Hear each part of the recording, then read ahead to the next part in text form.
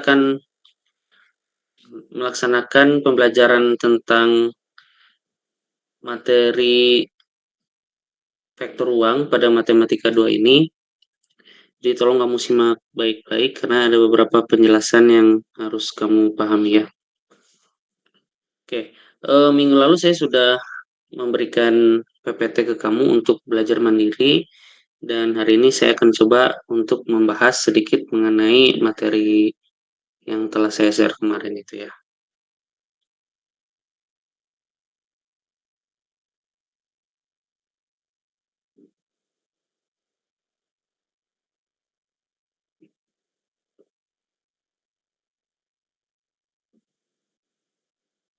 Oke, PPT-nya sudah tampil di layar kamu. Sudah, Pak. Oke ya. Kemarin kita belajar tentang vektor ruang umum, yang mana sebelumnya kamu sudah mempelajari tentang besaran vektor itu sendiri ya. Nah, ruang vektor umum. Jadi ini adalah bahasan mengenai ruang vektor secara umum, di mana vektor ruang itu vektor ruang ini didefinisikan sebagai suatu objek dengan beberapa aturan yang berlaku.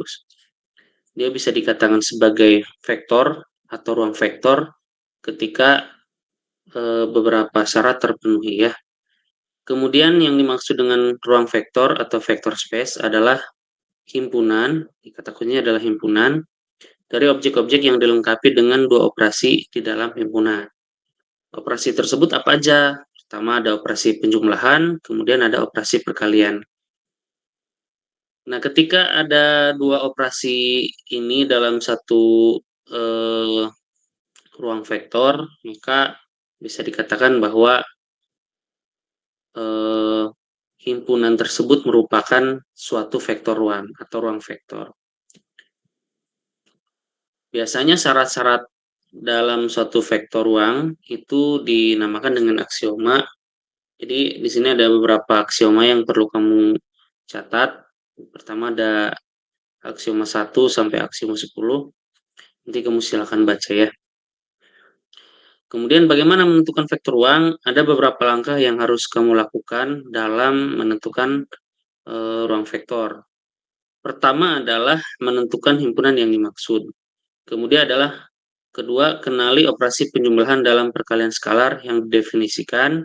Kemudian periksa aksioma 1 dan aksioma 6. Aksioma ini biasanya adalah bentuk penjumlahan dan juga bentuk perkalian. Dan terakhir adalah periksa aksioma seluruhnya. Nah, untuk pemeriksaan aksioma seluruhnya ini biasanya digunakan atau dikhususkan untuk analisis vektor yang memang kamu belum nemu jawabannya gitu. Dia kamu jumlahkan, kemudian ketika dikalikan ada dua jawaban yang berbeda sehingga kamu perlu mengecek semua aksioma dari aksioma 1 sampai aksioma 10. Nah, contohnya adalah ini. V adalah bilangan himpunan bilangan real. Coba, Alvin, bilangan real itu berapa ke berapa?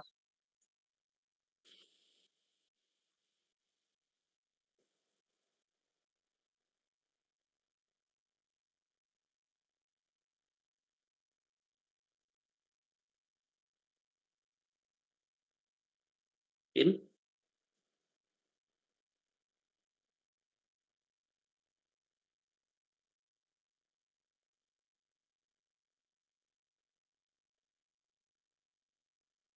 Ini suara saya terdengar nggak? Terdengar, Pak. Ya,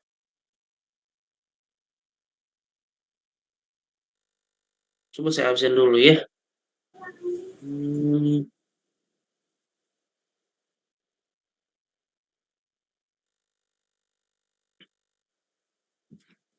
Saya absen dulu deh.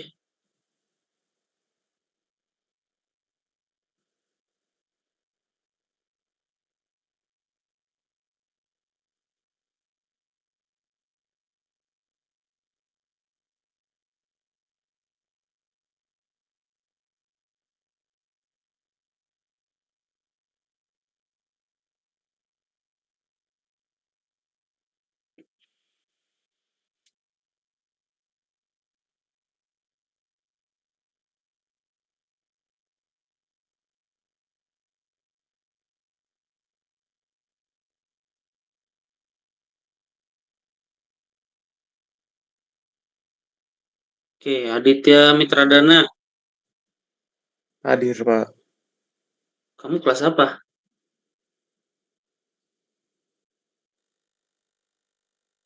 B atau C? Halo, tes. Saya kelas C, Pak. Oh, kelas C, oke.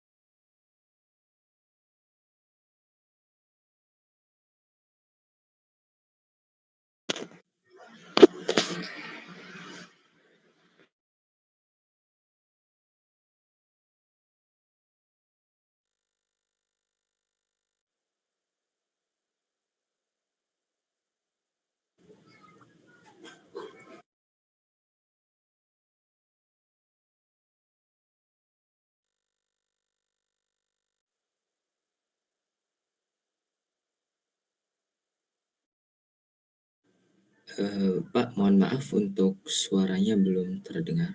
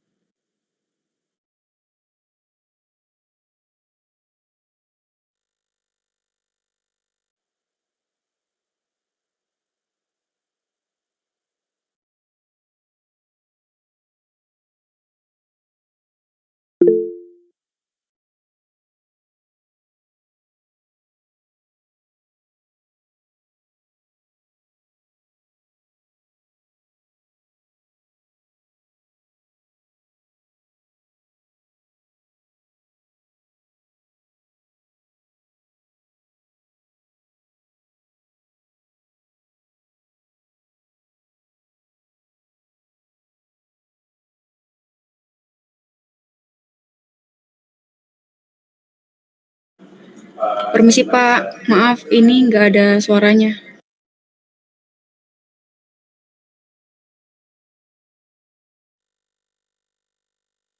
Oh iya, tah. Sorry. Sekarang sudah ada suaranya? Iya Pak, sudah terdengar sekarang.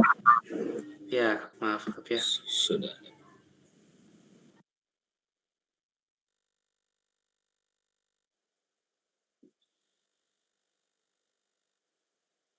Ya, kita lanjut ya. Contoh 2 di sini periksalah apakah R2 atau ruang 2 yang terdiri dari matriks A dan B. Kemudian di sini ada syarat bahwa A kemudian B-nya itu adalah merupakan elementari dari bilangan real. Nah, yang ditanyakan adalah apakah R2 atau ruang 2 ini adalah satu vektor atau suatu vektor ruang atau bukan. Nah, yang harus kamu lakukan pertama adalah yang paling utama itu adalah menentukan himpunan. Kalau dari beberapa pertanyaan kamu kerjakan minimal tentukan himpunan aja, itu udah mendapatkan poin yang cukup ya. Nah, eh, himpunannya apa aja tuh? Misalkan di sini adalah kita namakan vektor U ya. Maka matriksnya U1 dan U2. Nah, kemudian untuk vektor V-nya kita misalkan di sini V1 dan V2. Nah, langkah yang selanjutnya adalah menentukan operasi penjumlahan.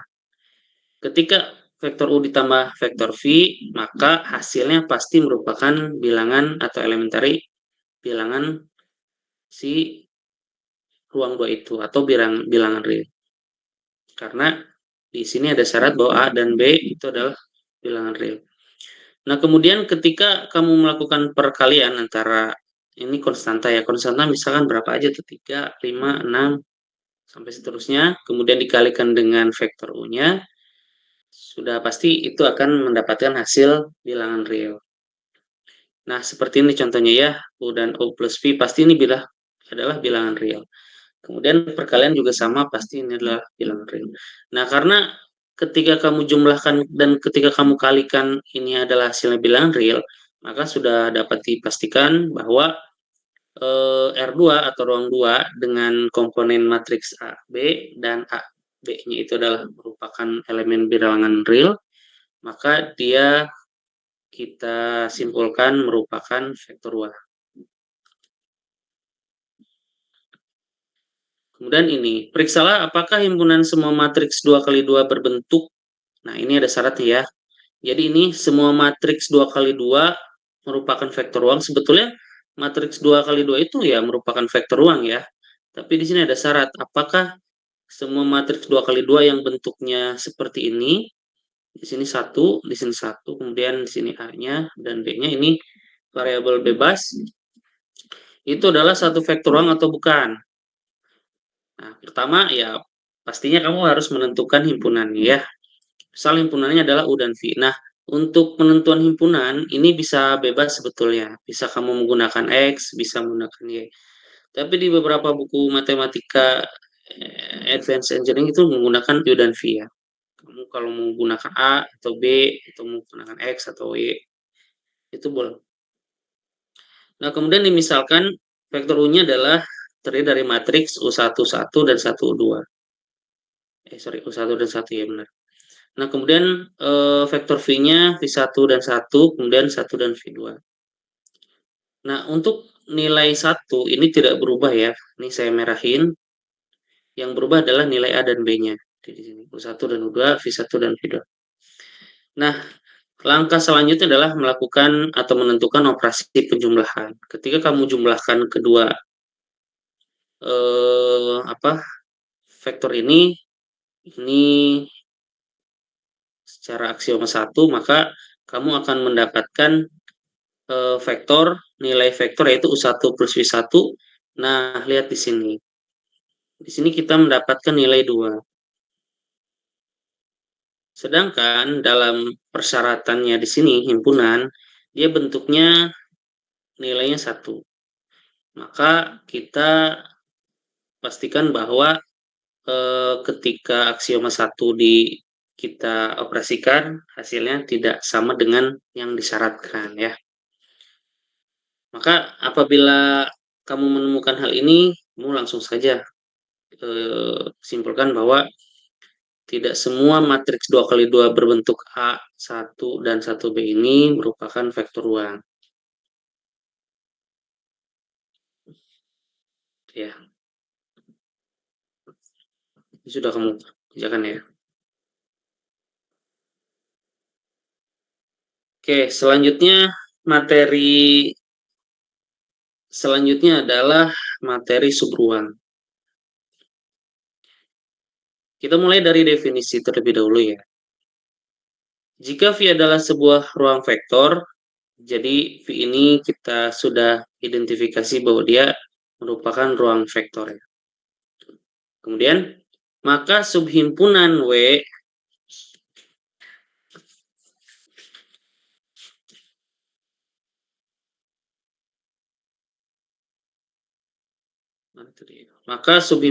dari V itu disebut dengan subruang atau subspace. Nah, kemudian jika W sendiri adalah ruang vektor di bawah operasi penjumlahan dan perkalian skalar. Jadi yang tadi kan kita untuk vektor ruang itu adalah V, kemudian untuk subruang kita ambil notasinya adalah W. Contoh, V ini merupakan ruang 3, ya, maka W merupakan sebuah bidang yang melalui titik asal 0, 0, 0. Atau ini adalah 3 variabel ya, kalau bisa disebut variabelnya adalah X, Y, dan Z. Nah, bagaimana bisa dikatakan W ini merupakan subruang dari V?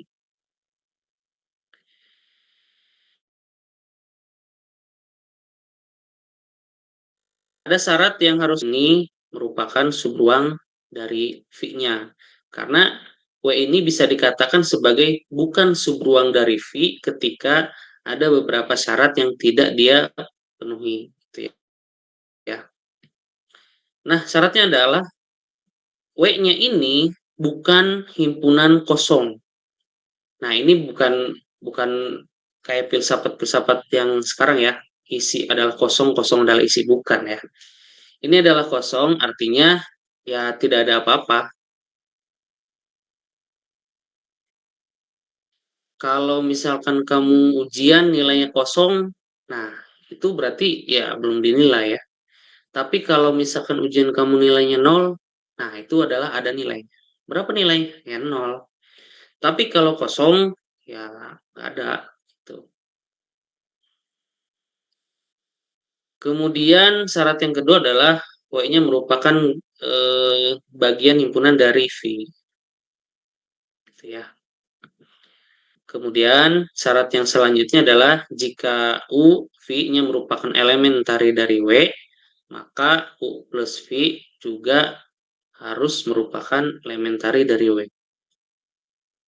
Dan terakhir adalah jika U dan V merupakan elementari dari W, dan K merupakan elementari dari W, maka ketika konstanta itu dikalikan dengan vektor U, maka dia juga harus merupakan elementari dari W. Contoh, himpunan titik-titik sepanjang garis melalui titik asal R2 atau R3 yang dilengkapi dengan operasi penjumlahan dan perkalian skalar adalah subruang dari R2 atau R3. Nah, ini misalkan ada persamaan garis W ini ya. Mana nih? Ketika kamu jumlahkan, kan hasilnya di sini ya. Gitu. Maka ini masih dalam bentuk subruang. Ataupun seperti ini gambarnya. Kemudian kalau misalkan itu merupakan sebuah bidang, ini bidang ya, pengoperasian penjumlahan ataupun perkalian dan penjumlahan masih dalam bentuk atau posisi titiknya masih ada dalam satu bidang. Maka bisa dikatakan bahwa W itu adalah subruangnya dari V. Kamu bisa lihat contoh soalnya di sini ya. Perhatikan syarat-syaratnya ya di soal itu, misalnya gini. Buktikan bahwa W itu adalah sebuah matriks 2 kali 2, di mana matriks tersebut adalah 0A dan B0. Kemudian ada syarat lagi nih, A dan B-nya itu merupakan elementari dari bilangan real. Itu adalah subruang dari 2 kali 2. Betul atau tidak? Pertanyaan gitu. Jadi si W dengan matriks tersebut itu merupakan subruang matriks 2 kali 2 atau bukan? Itu ibaratnya gitu. Nah, hal yang pertama harus kamu lakukan adalah menentukan himpunannya. Pasti ya. Nah, himpunannya itu kita gunakan lagi antara U dan V. Sehingga kalau kamu buat bentuk himpunannya kurang lebih seperti ini ya. Jadi vektor U-nya adalah 0 dan U1, kemudian U2 dan 0, dan vektor V-nya adalah 0 V1 dan V2 dan 0. Kemudian kamu bisa lakukan pembuktian aksioma di mana W itu tidak boleh atau tidak sama dengan himpunan kosong. Dari soal aja kita sudah bisa pastikan bahwa W ini punya himpunan ya. Ya, himpunannya berapa? Sebentar.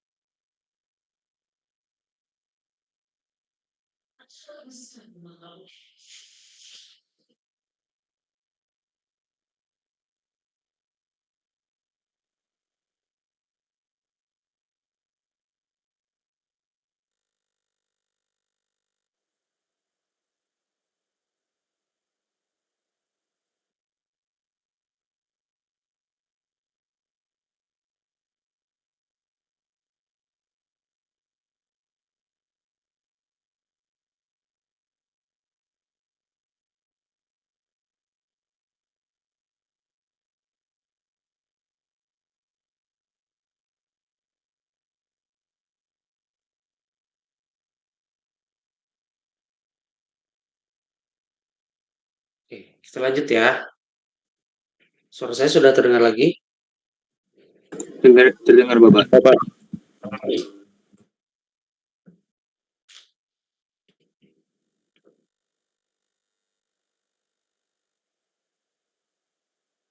Tunggu sebentar.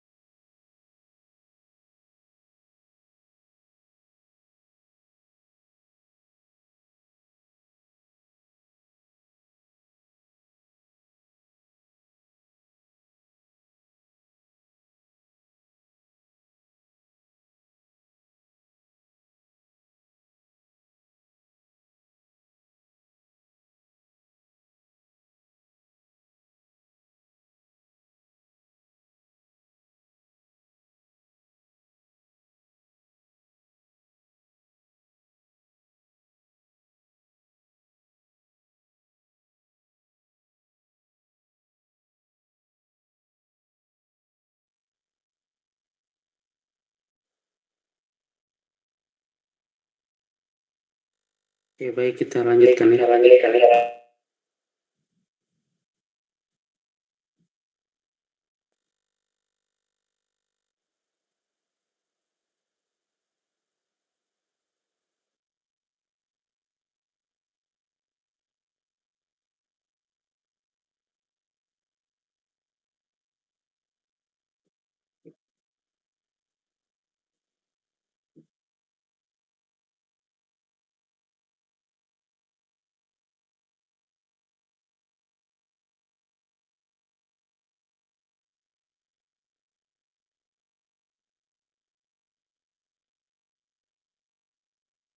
Oke, kita lanjutkan. Suara saya sudah terdengar?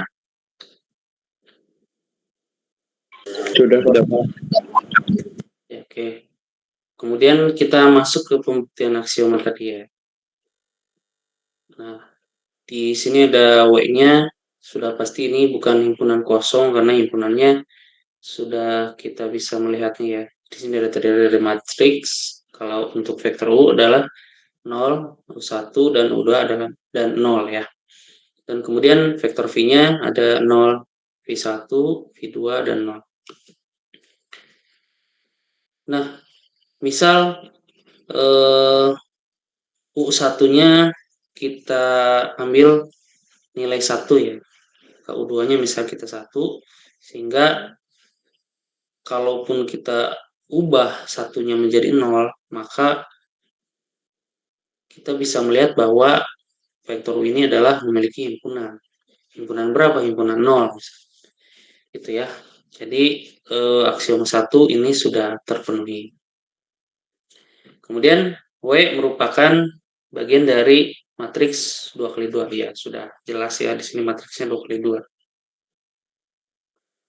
Kemudian kita lakukan operasi penjumlahan.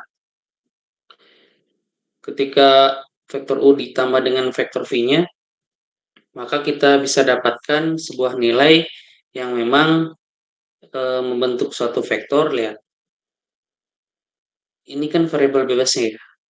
Nah, ini variabel bebasnya. Kita bisa lihat di sini nolnya tetap 0 ya. Maka sudah bisa dipastikan bahwa ketika ini dioperasikan dengan penjumlahan, maka matriks ini merupakan elementari dari W-nya.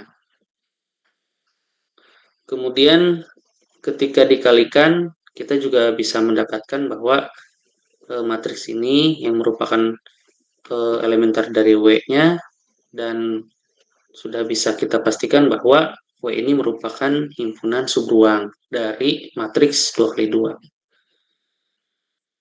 Itu ya. Kemudian contoh yang kedua adalah ini, periksalah apakah himpunan matriks 1x3 ya, ini terdiri dari A, B, dan C. Nah, kamu lihat bahwa ada syaratnya di sini ketika A dikalikan dengan B dikalikan dengan C, itu adalah hasilnya adalah 0. Itu merupakan subruang dari ruang 3 atau bukan gitu ya. Maka pertama kamu harus tentukan himpunannya. Ketika ada vektor U, maka himpunannya U1, U2, U3, dan syaratnya di sini A, B, atau A dikali B dikali C itu adalah sama dengan 0. Maka di sini juga harus kita simpan himpunannya U1 dikali U2 dan U3 itu harus sama dengan 0. Kalau V juga demikian. Kemudian untuk pembuktian aksioma, ya ini sudah jelas ya, bahwa W ini merupakan himpunan matriks 1x3 sehingga dia bukan merupakan himpunan kosong. Kemudian apakah W merupakan bagian dari ruang 3? Ya, betul ya, karena dia adalah merupakan matriks 3x1. Sehingga sesuai dengan ruang 3 ya. Kemudian jika U, V merupakan elementari dari W, maka U tambah V harus merupakan elementari dari W. Nah, kamu lakukan penjumlahan, maka hasilnya U1, lihat, ini dikalikan ya. Kemudian U1 dengan V1, U2 dengan V2, kemudian U3 dengan V3, maka hasilnya seperti apa? Kita cek. Nah, ini sebetulnya merupakan, nanti jadinya kalau bentuknya seperti ini, kamu akan menemukan satu variabel yang tidak memiliki 3 variabel gitu. Gimana maksudnya? Jadi di sini ada V1, V2 hasilnya, kemudian ada 3 nilainya. Jadi bukan lagi matriks 3x1 jadinya, tapi bentuknya matriks 2x1. Sehingga bisa dipastikan bahwa untuk W yang memiliki komponen atau himpunan A, B, dan C, yang mana dalam syaratnya ini A dikali B dikali C sama dengan 0, itu bukan merupakan subruang dari ruang 3. Alasannya kenapa? Karena ketika kamu melakukan operasi perkalian, maka kamu bisa mendapatkan nilai yang memang variabelnya cuma 2, yaitu V1 dan V2. Karena untuk variabel yang lainnya dia sudah berupa nilai atau konstanta, sehingga kamu mendapatkan variabel hanya 2 ya. Gitu. Kemudian contoh yang selanjutnya adalah ini bentuknya sama 3x1, namun di sini syaratnya adalah B-nya itu merupakan penjumlahan dari A dan C. Kemudian A dan B dan C-nya itu adalah elemen dari bilangan real. Nah, periksalah apakah bentuk ini merupakan subruang dari ruang 3 atau bukan. Pertama, kamu menentukan himpunan seperti biasa. Untuk vektor U ini adalah U1, U2, U3, kemudian U2 di sini merupakan penjumlahan dari U1 dan U3. Ini dapat dari mana? Ini dapat dari syarat ini ya. Nah, kemudian untuk V-nya juga sama. Dilanjutkan dengan pembuktian aksiomanya. Pertama, sudah jelas bahwa W-nya ini merupakan bukan himpunan kosong. Kalau kamu masukkan satu nilai, misalkan vektor U itu adalah 1, 3, dan 2, dan kemudian 3,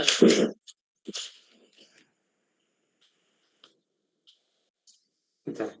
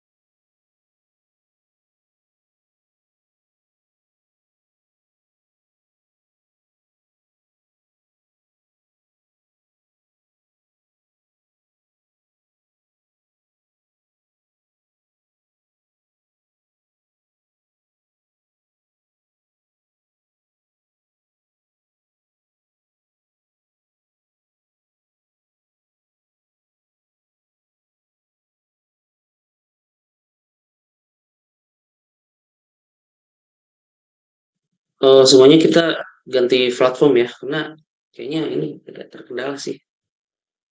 Sebentar saya tutup ya.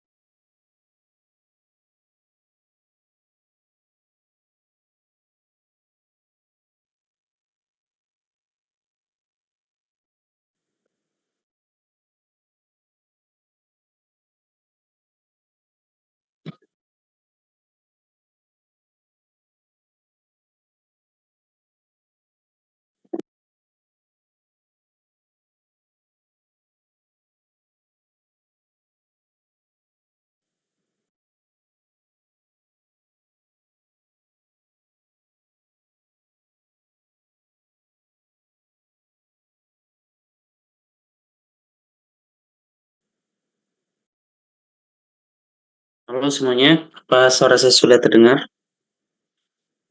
Sudah, Pak.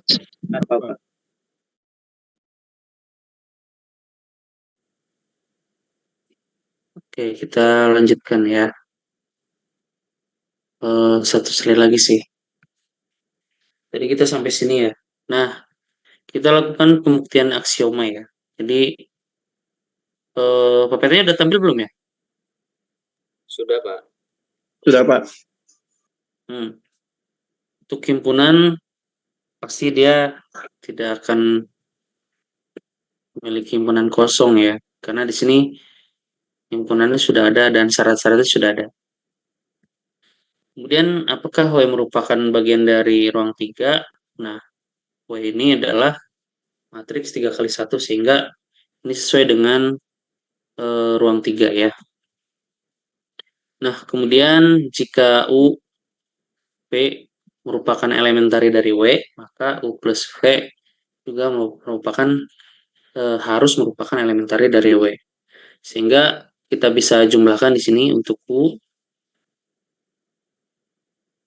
ditambah dengan V, maka kita akan melaksanakan penjumlahan secara vektor.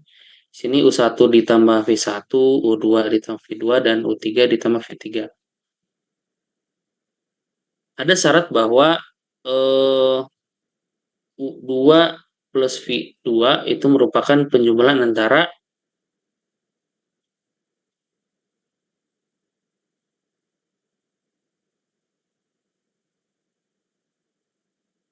mana tadi ya? Ini adalah U1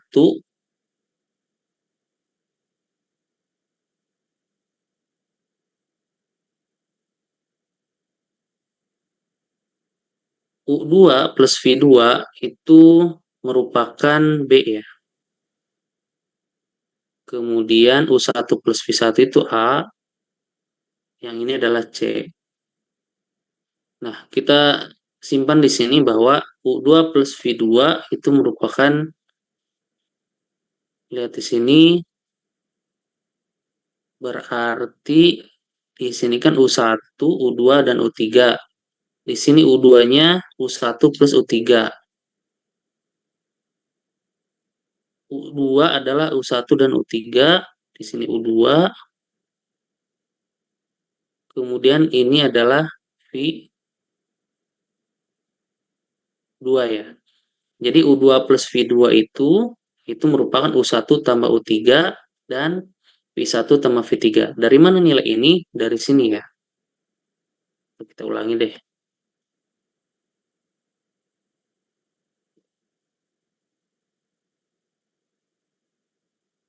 Dari hasil penjumlahan antara U dan V, ini kan merupakan penjumlahan dari vektor U1, U2, U3 tambah V1, V2, V3. Kalau dikalikan secara vektor kan nanti hasilnya seperti ini. U1 plus V1, U2 plus V2, U3 plus V3. Nah, kita jabarkan bahwa U2 dan V3 itu apa? U2 plus V2 itu sama dengan ini, U2-nya dan ini adalah V2-nya. Sehingga kita bisa lihat bahwa U2 plus V2 itu merupakan U1 plus V3, kemudian dijumlahkan dengan V1 plus V3. Atau juga bisa dilihat dari sini. Ini kan A ya.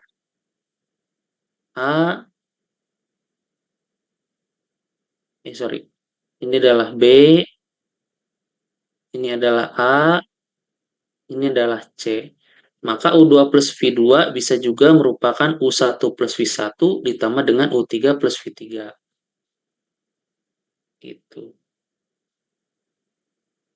Jadi bisa dikatakan bahwa ketika kamu jumlahkan ini, maka ini merupakan sama dengan persyaratan untuk penjumlahan dua himpunan ini ya. Kemudian ketika dikalikan nih, jika U, V itu merupakan elementari dari W, kemudian K-nya merupakan elementer dari W, maka K dikali dengan vektor U itu harus merupakan elementer dari W-nya. Maka ketika dikalikan hasilnya seperti ini. Oke, KU2-nya kamu terjemahkan dulu. KU2 itu merupakan K, mana U2 ya? Nah, itu merupakan perkalian antara KU1 plus U3. Atau KU2 merupakan KU1 plus KU3. Maka bisa disimpulkan bahwa W ini merupakan himpunan bagian atau himpunan atau elementari dari ruang 3. Sampai sini ada pertanyaan tidak?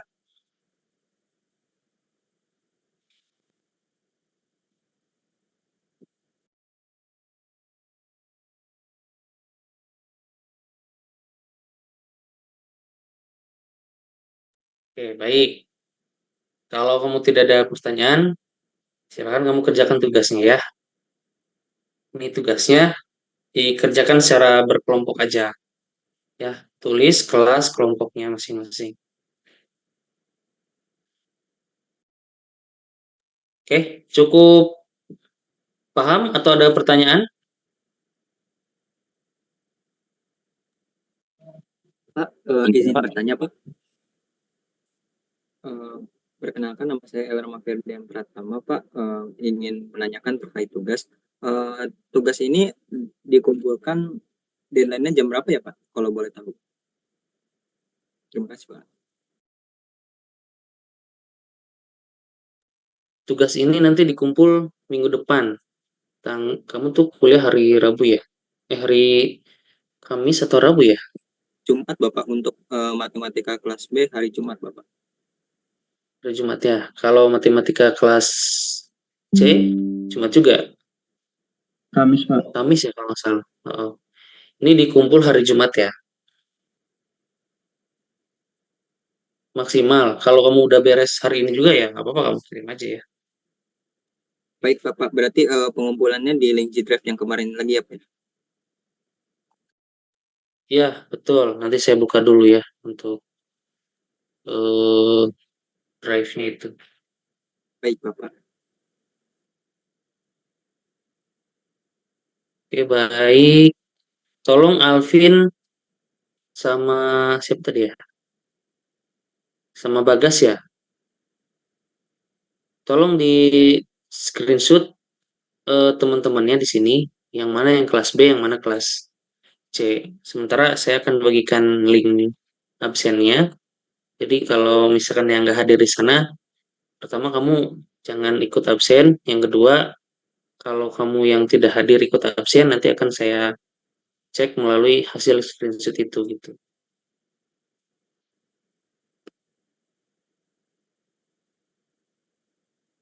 Baik Pak. Ntar saya kasih dulu linknya ya.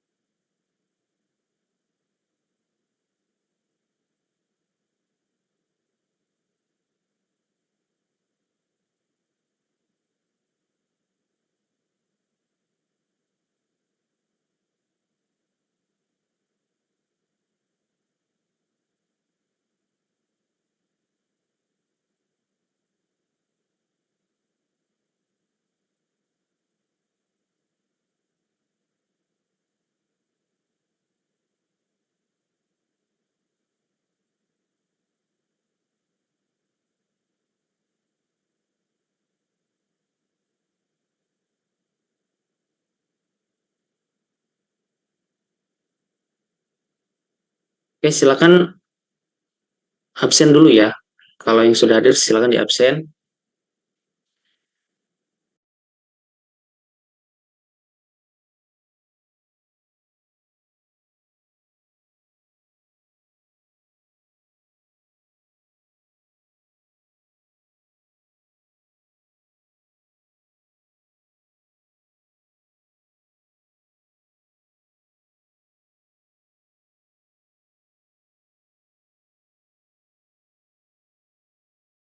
Ya, gimana?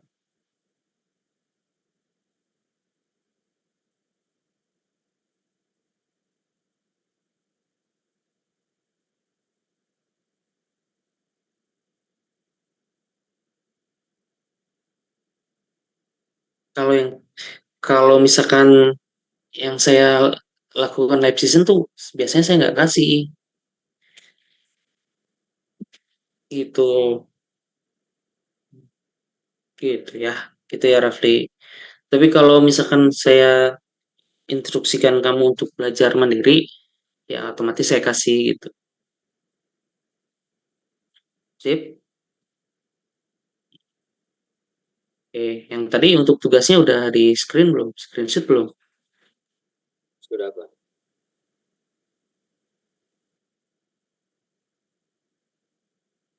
Oh iya. Sip, aman ya. Saya kira ini tugasnya juga cukup mudah lah ya. Jadi kamu kerjakan bareng-bareng tuh, jangan sendiri-sendiri ya kalau bisa. Oke. Kalau sudah tidak ada pertanyaan untuk live sessionnya kita cukupkan dulu ya. Kita ketemu minggu depan, mudah-mudahan masih dalam keadaan sehat walafiat ya. Terima kasih semuanya bagi kamu yang telah hadir live session pagi ini, dan bagi yang belum bisa hadir ya kita doakan mudah-mudahan di pertemuan berikutnya bisa hadir belajar bersama ya. Terima kasih semuanya. Saya tutup. Assalamualaikum warahmatullahi wabarakatuh. Waalaikumsalam. Waalaikumsalam. Terima kasih, Pak. Waalaikumsalam. Pak.